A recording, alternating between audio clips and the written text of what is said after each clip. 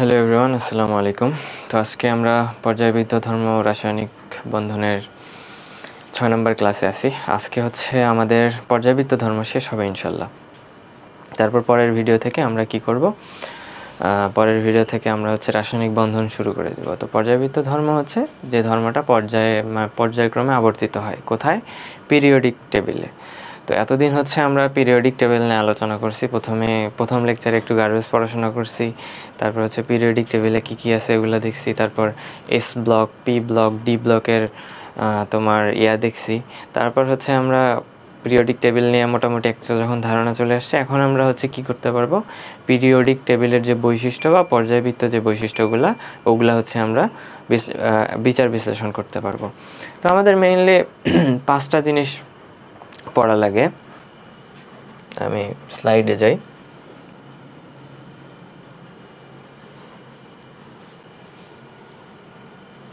তো পর্যায়বৃত্ত ধর্ম মেইনলি 5টা জিনিস পড়া লাগে। প্রথমে পড়া লাগে হচ্ছে ব্যাসার্ধ, 1 নম্বরে পড়া লাগে হচ্ছে ব্যাসার্ধ,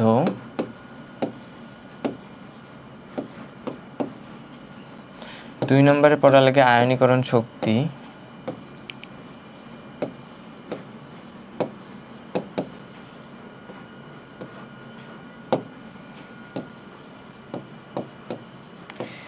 3 নম্বরে পড়া লাগে হচ্ছে ইলেকট্রন আসক্তি,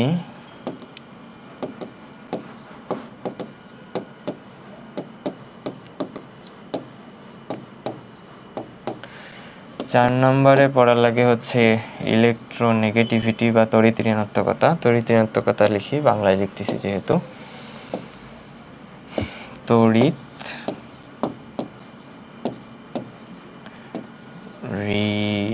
ঋণাত্মকতা। আর 5 নম্বরে আমাদের গলনাঙ্ক,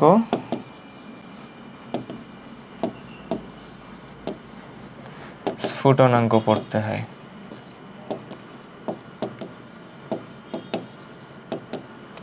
আর এক্সট্রা করে আরেকটা জিনিস পড়াবো, সেটা হচ্ছে অক্সাইড ধর্ম।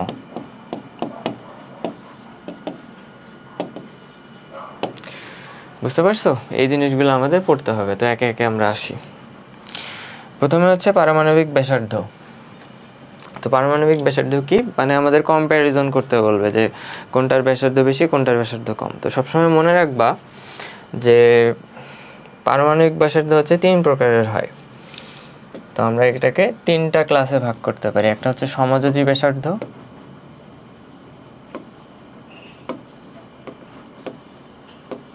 আরেকটা হচ্ছে ভ্যান ডার ওয়ালস ব্যাসার্ধ,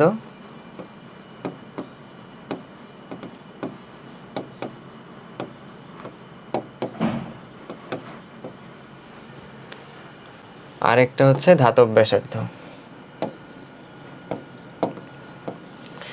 তো সমযোজী ব্যাসার্ধটা কি? সমযোজী ব্যাসার্ধটা হচ্ছে মনে করো একটা সমযোজী যৌগ আছে, মনে করো Cl2। তো Cl2 কিভাবে থাকে? Cl2 থাকে হচ্ছে এইভাবে, যে একটা ক্লোরিন আর একটা ক্লোরিন ওভারল্যাপ করে। তো এই ক্লোরিনের সেন্টার আর এই ক্লোরিনের সেন্টার দুইটা যদি আমি ডিস্টেন্স বের করি,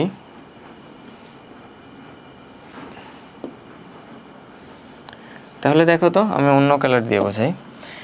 এইটা হচ্ছে প্রথমটার রেডিয়াস, এটা হচ্ছে দ্বিতীয়টার রেডিয়াস। তো এই দুইটা রেডিয়াস মিলে একটা আমরা কি পাই? ডায়া পাই। তো এটাকে ডি বললাম। তো সমযোজী ব্যাসার্ধ পাওয়ার জন্য কি করতে হবে? ডিকে অর্ধেক করে দিতে হবে, d/2। তাহলে d/2 করলে আমরা কি পাবো? সমযোজী ব্যাসার্ধ পাবো। তারপর যদি ভ্যান ডার ওয়ালস ব্যাসার্ধতে আসি, ভ্যান ডার ওয়ালস মনে করো এরকম আরেকটা ক্লোরিন এখানে আছে, Cl2। তো এখানেও কি থাকবে? এরকম কেন্দ্র থাকবে, কেন্দ্র থেকে একটা ডি ডিস্টেন্স থাকবে। তো এই দেখো, এই ক্লোরিন আর এই ক্লোরিনের সাথে এদের যে ডিস্টেন্স, এই ডিস্টেন্সটাকে বলা হয় আরেকটা ডি। এটা হচ্ছে ভ্যান ডার ওয়ালসের ডি। তো ভ্যান ডার ওয়ালস ব্যাসার্ধে যদি আমি এই ডিটাকে 2 ভাগ করে দেই, মানে d/2 করি, তাহলে আমি কি পাবো? ভ্যান ডার ওয়ালস ব্যাসার্ধ পাবো। আর ধাতব ব্যাসার্ধ কি? ধাতব ব্যাসার্ধ হচ্ছে ধাতুগুলো আসলে লেগে লেগে থাকে, এরা ওভারল্যাপ করে না, এরকম লেগে লেগে থাকে। তো এইটা হচ্ছে যদি আমি এখানে কেন্দ্র যোগ করে দেই, তাহলে ডি পাবো। আর এইটাকে যদি অর্ধেক করি d/2 বা ডায়ামিটারকে যদি অর্ধেক করি তাহলে আমি কী পাবো বলো তো, ধাতব ব্যাসার্ধ পাবো। তো এখান থেকে যে কোশ্চেনটা আসে মেইনলি বেসিক্যালি এই জিনিসগুলো জানতে চায়, তো জানতে চায় যেগুলো সেগুলো আমি বলে দিলাম, এগুলো খাতায় নোট করে নিবা। আর হচ্ছে এই যে এই জিনিসগুলো নোট করে নিবা।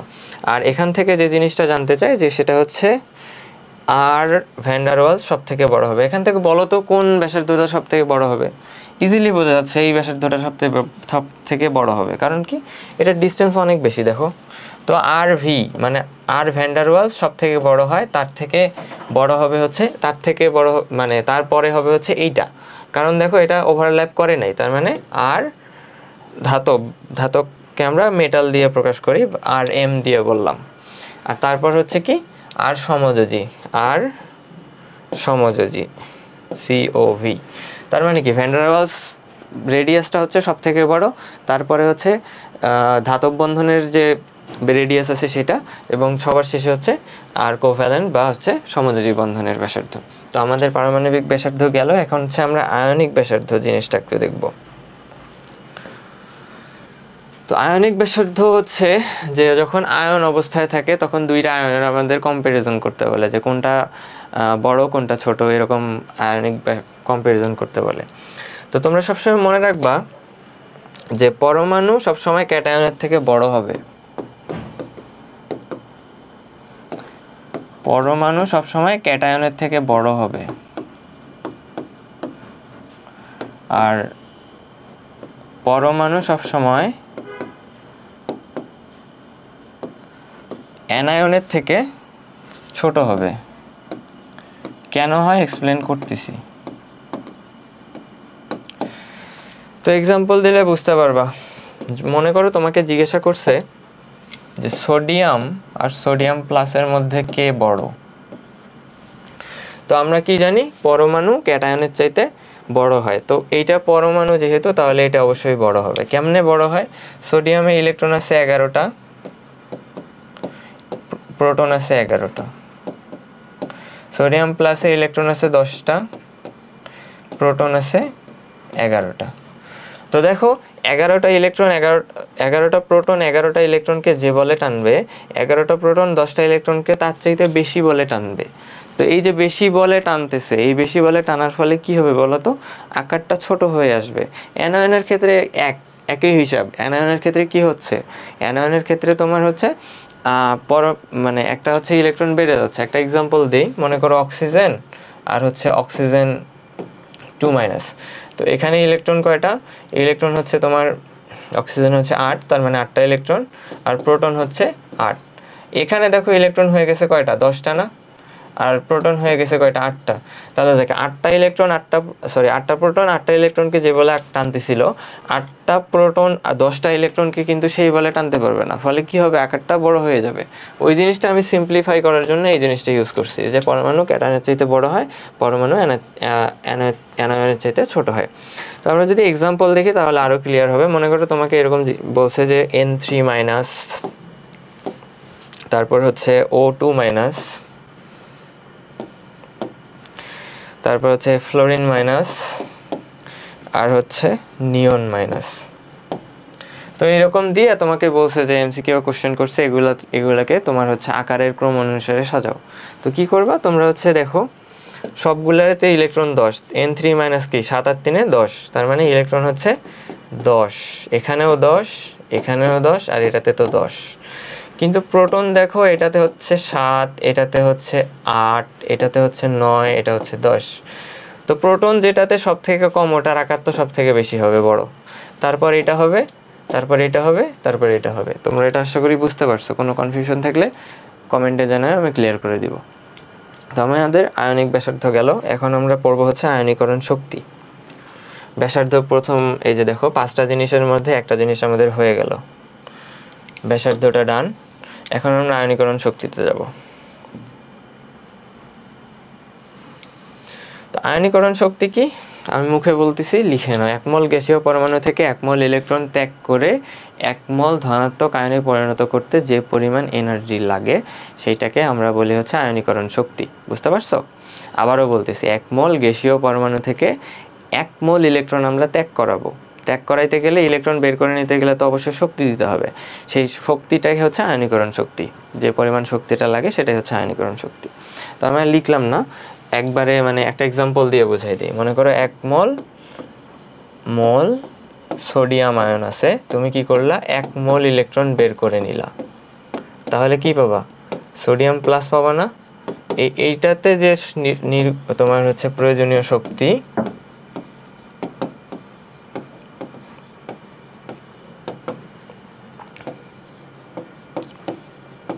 সেটা হচ্ছে কি আয়নীকরণ শক্তি।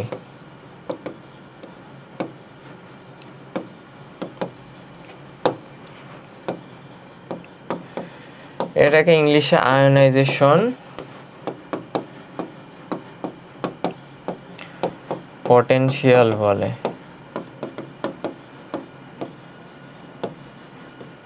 বুঝতে পারছো? এটাকে আয়নাইজেশন পটেনশিয়াল বলে। তো আমরা যদি এই শক্তিটা শোষিত শক্তিও বলা হয়, প্রয়োজনীয় শক্তি বা শোষিত শক্তিও বলা হয়। তো এখন যদি আমরা একটা পর্যায়ে, এটা মনে করো পর্যায়, আর এটা গ্রুপ, আর এটা হচ্ছে পর্যায়, একটা পর্যায়ের বাম থেকে যদি ডানে যায়, আয়নীকরণ শক্তি কি হয় বলো তো, বাড়ে।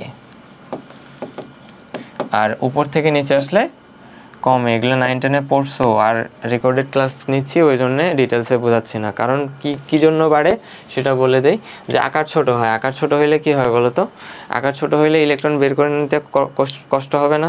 কারণ আকার ছোট হওয়া মানে কি, বল বেশি হওয়া, আর বল বেশি হলে ওইটাকে বের করে নিতে বেশি শক্তি লাগবে। বুঝতে পারছো? তো আয়নীকরণ শক্তি আমাদের গেল। তো কিছু ডাটা আমাদের একটু মনে রাখতে হবে। সোডিয়ামের আয়নীকরণ শক্তি হচ্ছে প্রথম আয়নীকরণ শক্তি, ফার্স্ট। প্রথম আয়নীকরণ শক্তি, দ্বিতীয় আয়নীকরণ শক্তি বোঝো? প্রথম আয়নীকরণ শক্তি হচ্ছে প্রথম ইলেকট্রনটা বের করতে যে শক্তি লাগে সেটা হচ্ছে প্রথম আয়নীকরণ শক্তি। আর দ্বিতীয় আয়নীকরণ শক্তি হচ্ছে দ্বিতীয় ইলেকট্রন। এইভাবে তৃতীয় ইলেকট্রন যদি বের করে নাও তাহলে তৃতীয় আয়নীকরণ শক্তি। তো প্রথম আয়নীকরণ শক্তি হচ্ছে এটার 496 কিলোজুল পার মোল।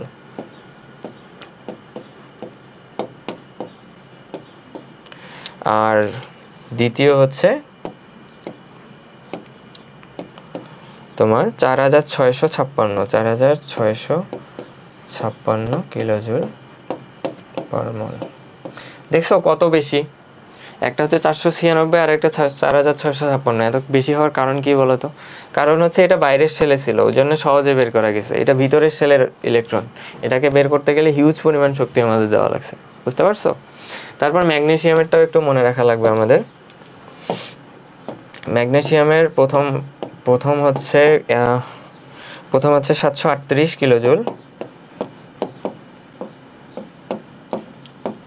কিলোজুল পার মোল। আর দ্বিতীয় হচ্ছে 1450 কিলোজুল পার মোল।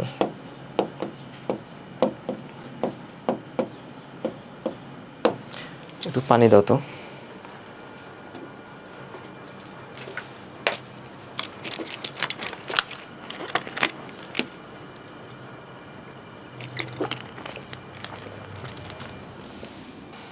আচ্ছা, তাহলে এ পর্যন্ত আশা করি বুঝতে পারছো। তো এরপর হচ্ছে আমরা একটু গ্রুপ পর্যায় 2 আর 3-এর মধ্যে যে আয়নাইজেশন পটেনশিয়াল বা আইপি শর্টে বলা হয়, তো এটা একটু দেখার চেষ্টা করি। তো যদি দেখি, তো আমরা কি জানি, বাম থেকে ডানে গেলে তোমার হচ্ছে কি হয়, তোমার হচ্ছে আয়নীকরণ শক্তি বেড়ে যায়।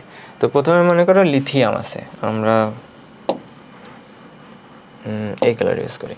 তো লিথিয়ামের চাইতে তোমার বেরিলিয়ামের বেশি হওয়ার কথা, মানে আয়নাইজেশন পটেনশিয়াল বেশি হওয়ার কথা, তারপর বোরন হওয়ার কথা। কিন্তু বাস্তবে এরকম ঘটে না, এটা হয় না বাস্তবে। কেন হয় না এটা এখানে বুঝাইতেছি, বাকিগুলোতে আর বুঝাবো না, বাকিগুলো জাস্ট লিখে দিব। তো দেখো কেন না হয় না, তার কারণ হচ্ছে এরকম যে আমরা যদি একটু ইলেকট্রন বিন্যাস করি, তো দেখো ইলেকট্রন বিন্যাস যদি বেরিলিয়ামের করি তাহলে 1s2 পাবো, 2s2 পাবো। আর যদি বোরনের ইলেকট্রন বিন্যাস করি, বিও না শুধু বি, বোরনের ইলেকট্রন বিন্যাস করলে আমরা কি পাবো, বোরনের ইলেকট্রন বিন্যাস করলে আমরা পাবো 1s2, 2s2, 2p1। এখানে দেখো বেরিলিয়ামের ক্ষেত্রে কি হয়েছে, 2s2 পূর্ণ অবস্থায় আছে। পূর্ণ অবস্থায় থাকা মানে কি, মোর স্টেবল না। একটা জিনিস যদি মোর স্টেবল হয় ওইটা থেকে ইলেকট্রন বের করে নিতে বেশি পরিশ্রম করতে হবে। আর বোরন স্টেবল না, কারণ এর পিতে একটা ইলেকট্রন আছে, যার ফলে এই বোরনের ইলেকট্রনটাকে সহজে বের করে নিয়ে যাওয়া যাবে। তাই কি হবে, এই বোরনটা বেরিলিয়ামের আগে চলে আসবে, বেরিলিয়ামের আয়নাইজেশন পটেনশিয়াল বোরনের থেকে বেশি হয়ে যাবে। তো আশা করি বুঝাইতে পারছি আমি। তো তখন মানে কনফিগারেশনটা কীরকম হবে, যে লিথিয়াম, তারপরে হচ্ছে বোরন, তারপরে হচ্ছে বেরিলিয়াম, তারপরে হচ্ছে কার্বন, তারপরে আসে হচ্ছে অক্সিজেন। অক্সিজেন কেন আগে আসে, নাইট্রোজেন না আসে? সেম কারণ, তোমরা ইলেকট্রন বিন্যাস করে দেখবা নাইট্রোজেনের হচ্ছে অর্ধপূর্ণ অবস্থা হয়। ওই জন্যে কী হয়, যে ওরা নাইট্রোজেনটা আগে চলে আসে, নাইট্রোজেন, তারপর হচ্ছে তোমার ফসফরাস কেন বলছি, ফ্লোরিন, তারপর হচ্ছে নিয়ন।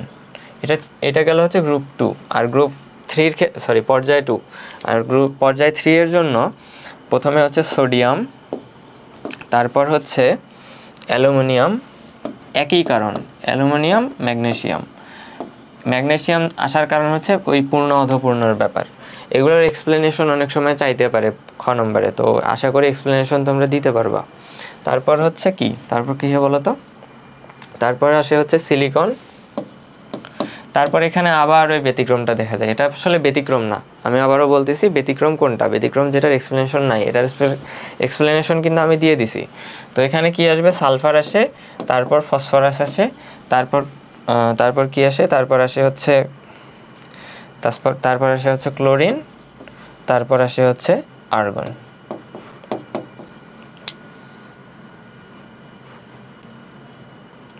আচ্ছা, তো এটা খুবই ইম্পর্টেন্ট এই দুটো জিনিস।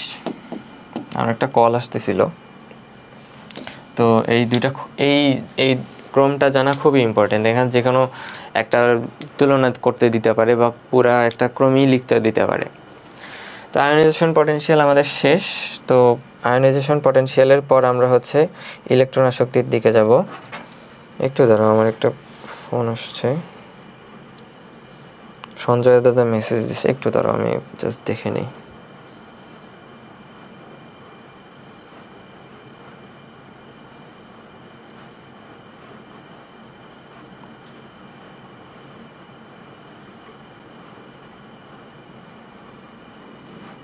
আচ্ছা, একটা রিপ্লাই দিই, জাস্ট দাঁড়াও।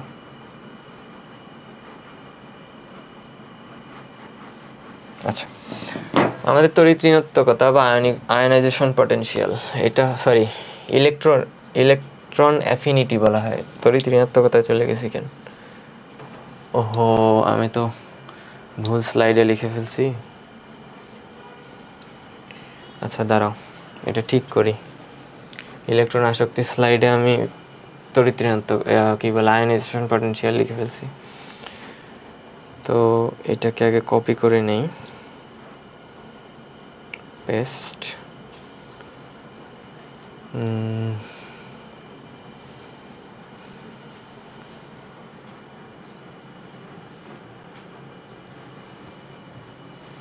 এখন ঠিক আছে।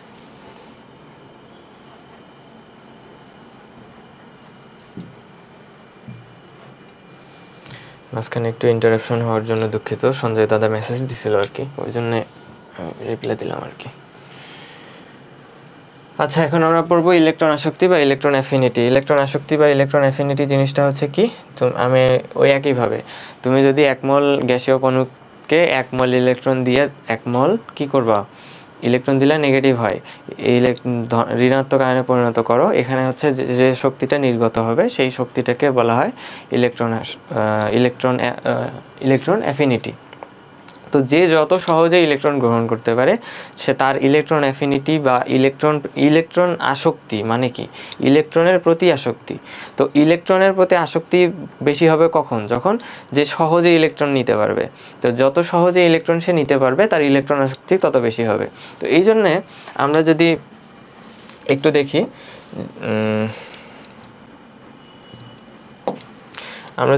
দেখি, যে একটা পর্যায় গ্রুপ, এটা আঁকাইলাম, এ পাশে পর্যায় আঁকাইলাম, গ্রুপ থেকে পর্যায়ের বাম থেকে ডানে গেলে কি হয়, ইলেকট্রন আসক্তি বাড়ে, আর উপর থেকে নিচে আসলে কমে, কারণ কি বলতো, এখানে আকার ছোট হয়, আকার ছোট হলে কি হবে, ইলেকট্রন টানার প্রবণতাটা বেড়ে যাবে, ইলেকট্রন টানলে কি হবে, সহজে নিতে পারলে কি হবে, ইলেকট্রন অ্যাফিনিটি বেড়ে যাবে।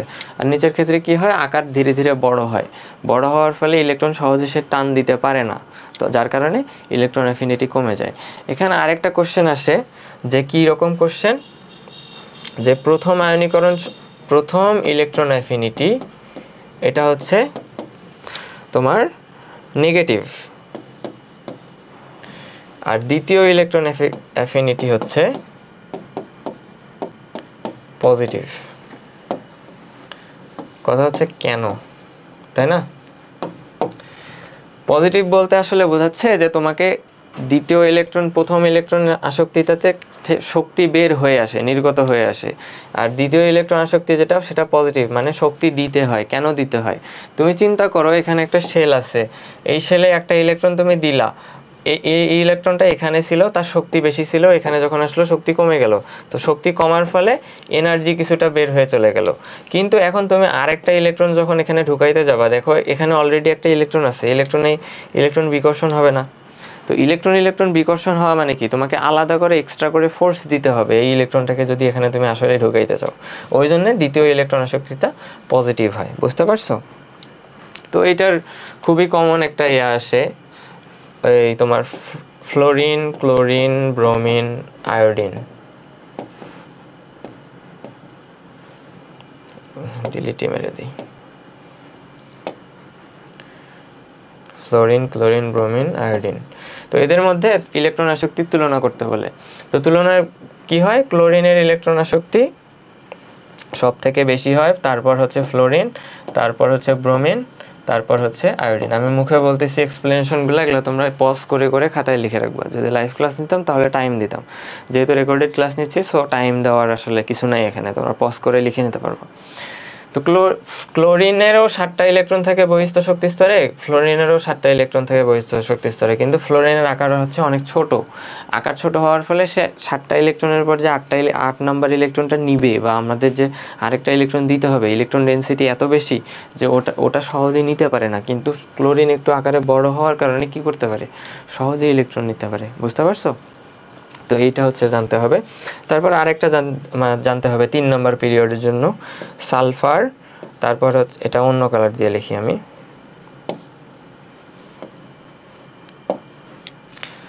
সালফার, সেলেনিয়াম, টেলুরিয়াম আর অক্সিজেন। তো দেখো অক্সিজেনের আকার অনেক ছোট, আর এর ইলেকট্রন ডেনসিটি এত বেশি যে এর ইলেকট্রন আসক্তি অনেক কমে গেছে, বুঝতে পারছো?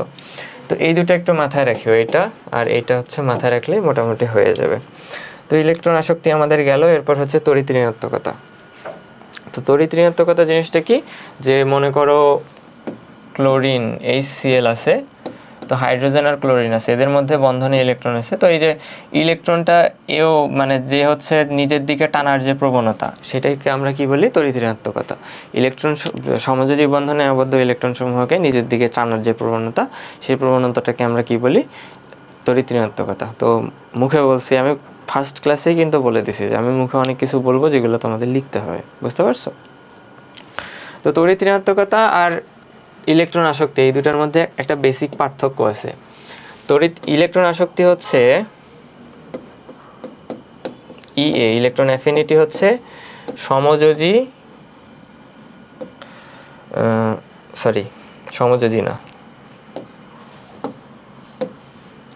ইলেকট্রন আসক্তি হচ্ছে আয়নিক বন্ধন গঠনের আগে,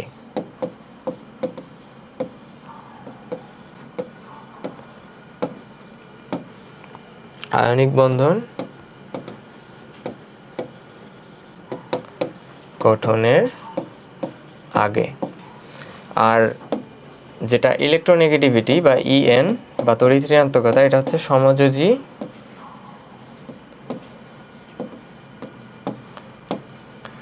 বন্ধন গঠনের পরে। তো ইলেকট্রন অ্যাফিনিটি হচ্ছে আয়নিক বন্ধন গঠন হওয়ার জন্য যে আমরা যখন আয়নিক বন্ধন পড়বো তখন এটা বুঝতে পারবা যে আয়নিক বন্ধন গঠন করতে গেলে কি করতে হয় বলো তো? ইলেকট্রন নিতে হয়। তো ইলেকট্রন আসক্তি ওই কাজটা করে। আর ইলেকট্রন নেগেটিভিটি হচ্ছে যখন সমযোজী বন্ধন গঠন হয়ে যায় তখন নিজেদের মধ্যে টানাটানি শুরু হয়ে যায় ইলেকট্রন নিয়ে। তো এইটাকে বলা হয় তখন হচ্ছে সমযোজী বন্ধনের পরে আসলে ইলেকট্রোনেগেটিভিটি কাজ করে। তো কিছু ইলেকট্রোনেগেটিভিটির ভ্যালু আমি লিখে দিচ্ছি, এগুলো একটু মনে রাখিও। ফ্লোরিনের ইলেকট্রোনেগেটিভিটি হচ্ছে 4, তারপর ক্লোরিনের ইলেকট্রোনেগেটিভিটি হচ্ছে 3, তারপর হচ্ছে অক্সিজেনের ইলেকট্রোনেগেটিভিটি হচ্ছে 3.5, তারপর হচ্ছে নাইট্রোজেনের ইলেকট্রোনেগেটিভিটি হচ্ছে 3, তারপর ক্লোরিনের ক্লোরিন বললাম নাকি, ক্লোরিন বলে ফেলছি। তো হাইড্রোজেনের ইলেকট্রোনেগেটিভিটি হচ্ছে 2.1, ক্লোরিন বলে ফেলছি, হাইড্রোজেন হচ্ছে 2.1। তো এগুলো আপাতত জানলেই হয়ে যাবে। আর আরেকটা জিনিস হচ্ছে আমি আজকের পড়াই, তারপর হচ্ছে আরেকটা জিনিস তো পড়াই হয়নি আমাদের। কি কি শেষ হলো দেখো তো?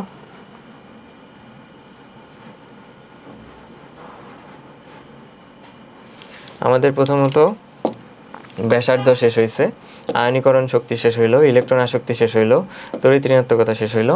এখন আমরা পড়বো হচ্ছে গলনাঙ্ক স্ফুটনাঙ্ক। তো গলনাঙ্ক স্ফুটনাঙ্ক চলো পড়াশোনা করি।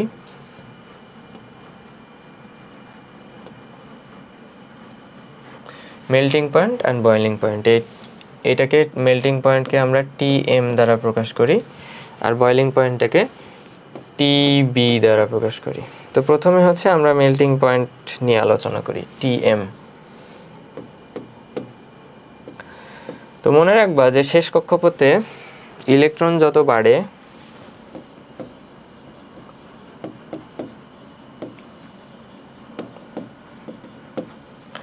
ইলেকট্রন বাড়লে কি হয় বলতো? গলনাঙ্ক বাড়ে।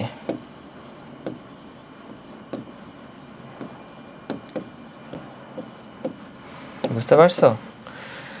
তো এক্সাম্পল যদি দেই, লিথিয়াম, তার থেকে গলনাঙ্ক বেশি হবে বেরিলিয়ামের, তার থেকে বেশি হবে বোরনের, তার থেকে বেশি হবে হচ্ছে কার্বনের। কারণ কি দেখো, লিথিয়ামের সর্বশেষ শক্তি স্তরে একটা ইলেকট্রন আছে, বেরিলিয়ামের আছে 2টা, বোরনের আছে 3টা, কার্বনের আছে 4টা। একইভাবে যদি আমরা চিন্তা করি তাহলে ক্লোরিন, তার চেয়ে বেশি হবে হচ্ছে, ক্লোরিনের পর কি আছে? ম্যাগনেসিয়াম, তারপর কি আছে? অ্যালুমিনিয়াম, তারপর আছে হচ্ছে সিলিকন। দেখো ক্লোরিনের হচ্ছে ইলেকট্রন আছে সর্বশেষ কক্ষপথে একটা, ম্যাগনেসিয়ামের আছে 2টা, তারপর হচ্ছে অ্যালুমিনিয়ামের আছে 3টা, আর সিলিকনের আছে হচ্ছে 4টা। বুঝতে পারছো? তো এই যে ইলেকট্রন বাড়তেছে, তোমার গলনাঙ্কও বাড়তেছে। কিন্তু এমন যদি কেস হয় যে ইলেকট্রন সবগুলো সমান, তো ইলেকট্রন সমান হলে যার গলনাঙ্ক বেশি, যার আকার ছোট,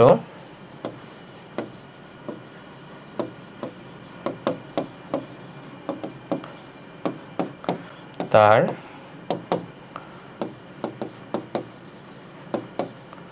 গলনাঙ্ক বেশি। বুঝতে পারছো? তো এক্সাম্পল দেই, বেরিলিয়াম, তারপর হচ্ছে ম্যাগনেসিয়াম, তারপর হচ্ছে ক্যালসিয়াম, তারপর হচ্ছে স্ট্রনশিয়াম, তারপর হচ্ছে এটার নাম আমি নিজেও জানি না। তো দেখো সবগুলার শেষ কক্ষপথে 2টা করে ইলেকট্রন আছে, এটারও 2টা করে ইলেকট্রন, এটারও 2টা করে ইলেকট্রন, এটারও 2টা করে ইলেকট্রন, এটারও 2টা, এটারও 2টা। তো তখন বেরিলিয়াম সব থেকে ছোট হওয়ার কারণে বেরিলিয়ামের গলনাঙ্ক সব থেকে বেশি হয়ে গেছে। বুঝতে পারছো? তো আমাদের গলনাঙ্ক শেষ, এরপর আমরা যাবো হচ্ছে স্ফুটনাঙ্ক। তো স্ফুটনাঙ্কে আমরা আগেরটাকে আমরা টিএম বলছিলাম, এটাকে আমরা বলে হচ্ছে টিবি বা বয়েলিং পয়েন্ট। আচ্ছা, এটা অক্সাইড ধর্মের স্লাইড, তো আমি স্লাইড নিতে হবে আমাকে।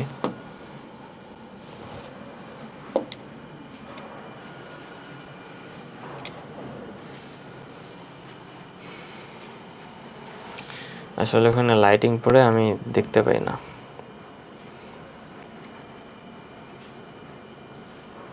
কি হইল এটা?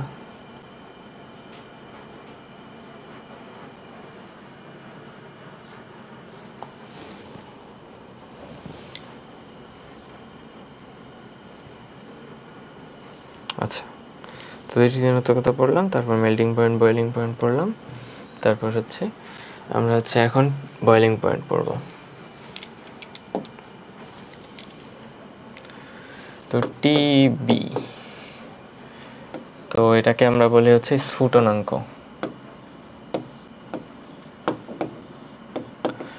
তো স্ফুটনাঙ্ক কখন বাড়বে বলো তো? যখন কি হবে, তোমার ভ্যান ডার ওয়ালস বল বাড়ে।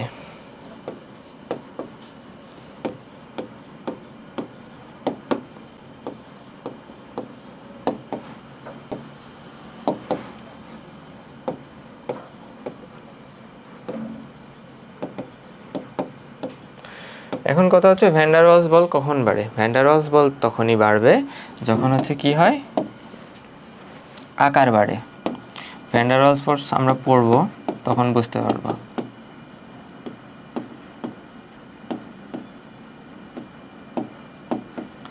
তার মানে কি, আকার যত বড় হবে তত কি হবে, গলনা স্ফুটনাঙ্ক তত বেশি হবে। যেমন এক্সাম্পল যদি দেই, মনে করো F2, তারপর হচ্ছে Cl2, তারপর হচ্ছে Br2, ব্রোমিন, আর হচ্ছে আয়োডিন। তো দেখো ফ্লোরিনের আকার সব থেকে ছোট, তাহলে ফ্লোরিনের গলনাঙ্ক সব থেকে কম হবে। তারপর কি হবে, ক্লোরিনের আকারে আরেকটু বড়, তাহলে তার গলনাঙ্ক আরেকটু বেশি হবে। ব্রোমিনের আরেকটু বেশি হবে, আয়োডিনের আরেকটু বেশি হবে। বুঝতে পারছো? তারপর মনে করো P4S8, আচ্ছা S8, তারপর হচ্ছে Cl2, তারপর হচ্ছে মনে করো আর্গন। তো দেখো P4 চারটা অণু আছে, মানে চারটা পরমাণু আছে, তার মানে এটা বড়। তো এটার ক্রমটা হবে এরকম যে S8 সব থেকে বড়, কারণ 8টা আছে। তারপর কি হবে, P4, তারপর কি হবে বলো তো, Cl2, আর সবার শেষে হবে আর্গন, কারণ আর্গন একাই আছে। ক্লোরিন, তোমরা চিন্তা করতে পারো যে ক্লোরিনের আকার বড়, মানে ক্লোরিনের আকার ছোট, আর্গন হয়তো বা আগে আসবে, কিন্তু না, এখানে দুইটা ক্লোরিন আছে, তো আকার দুইটা ক্লোরিন মিলে আর্গনের চাইতেও বড় হয়ে যাচ্ছে, তাহলে ক্লোরিনের তোমার স্ফুটনাঙ্ক বেশি হবে। তো বুঝতে পারছো? তো আমাদের স্ফুটনাঙ্ক শেষ। আজকে আমাদের লাস্ট টপিক অক্সাইড ধর্ম। তো আমি হচ্ছে অক্সাইড ধর্ম বোঝানোর জন্য মানে আমাদের অক্সাইড ধর্ম খুবই ইম্পর্ট্যান্ট। তো এই পিরিয়ডের মৌলগুলো আগে লিখে নেই আমরা 2 আর 3 নাম্বার পিরিয়ডের অক্সাইড ধর্ম দেখব। তো 2 নাম্বার পিরিয়ডের অক্সাইড ধর্ম যদি আমরা দেখি, অক্সাইড মানে বোঝো যে কোনো ধাতুর সাথে যদি অক্সিজেনের বিক্রিয়া করাও বা অধাতুর সাথে যদি অক্সিজেনের বিক্রিয়া করাও, তাহলে হচ্ছে যেটা পাওয়া যায় সেটাকে আমরা বলি হচ্ছে অক্সাইড ধর্ম, মানে অক্সাইড আর কি। যেমন মনে করো লিথিয়ামের সাথে অক্সিজেন যুক্ত করলে Li2O পাওয়া যায়, লিথিয়াম অক্সাইড। তারপর পাওয়া যায় BeO, বোরন, বেরিলিয়াম অক্সাইড। তারপর হচ্ছে B2O3, তারপর হচ্ছে CO2, তারপর হচ্ছে N2O5, তারপর হচ্ছে OF2। আর নিয়ন তো বিক্রিয়া করে না, আমরা জানি যে হিলিয়াম আর নিয়ন হচ্ছে প্রপারলি নিষ্ক্রিয়। এটা হচ্ছে 2 নাম্বার পিরিয়ড গেল। 3 নাম্বার পিরিয়ডে আছে হচ্ছে তোমার Na2O, তারপর হচ্ছে ম্যাগনেসিয়াম অক্সাইড MgO, তারপর হচ্ছে Al2O, অ্যালুমিনিয়াম অক্সাইড, তারপর আছে হচ্ছে SiO2, সিলিকন ডাইঅক্সাইড, তারপর আছে হচ্ছে P2O5, ফসফরাস পেন্টঅক্সাইড, তারপর আছে সালফার ট্রাইঅক্সাইড, তারপর আছে Cl2O7। খুব সহজে মনে রাখার একটা টেকনিক আমি দেখাই দেই। এই প্রথমটা হচ্ছে তোমার অ্যাসিডিক অক্সাইড, তারপরেরটা হচ্ছে উভধর্মী,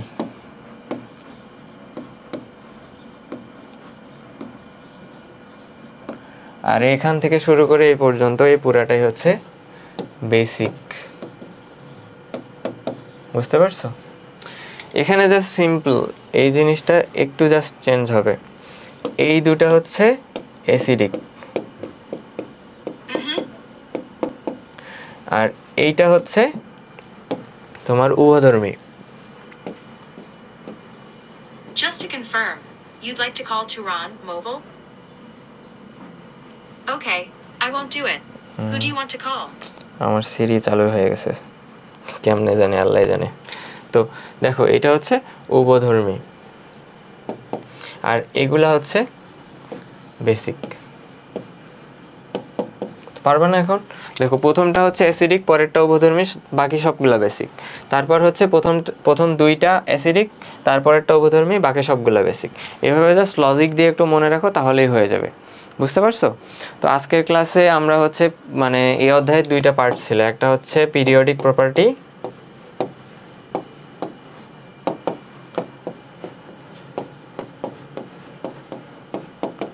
আর আরেকটা হচ্ছে বন্ডস, BONDS। তো পিরিয়ডিক প্রপার্টি আমাদের আজকে শেষ হয়ে গেল। আজকে কয় নম্বর লেকচার ছিল? খুব সম্ভবত 5 কি 6 নম্বর লেকচার ছিল, আমি শিওর না, মনে নাই। তো আমাদের বন্ডস এখন থেকে শুরু হবে, আমরা এরপরে আয়নিক বন্ড শুরু করব। এটা 6 নম্বর লেকচার ছিল। তো আমরা আয়নিক বন্ড শুরু করব। আয়নিক বন্ডের পর সমযোজী বন্ধন পড়ব। সমযোজী বন্ধনে হাইব্রিডাইজেশন একদম ইন ডিটেলসে পড়ানো হবে। তারপর হচ্ছে আমি hydrogen bond, van der Waals bond পড়াই দিব তারপর। তো ততক্ষণ পর্যন্ত ভালো থাকিও, আমার জন্য দোয়া করিও। আসসালামু আলাইকুম।